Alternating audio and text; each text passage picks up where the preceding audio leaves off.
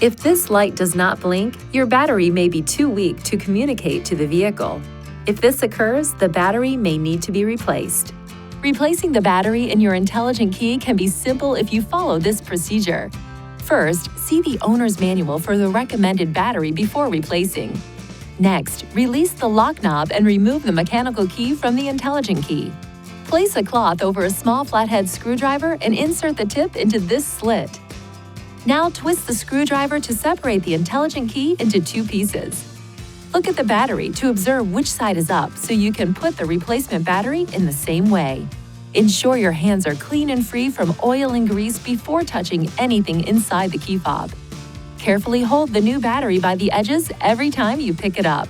Remove the discharged battery while being careful not to touch the internal circuits or electrical terminals.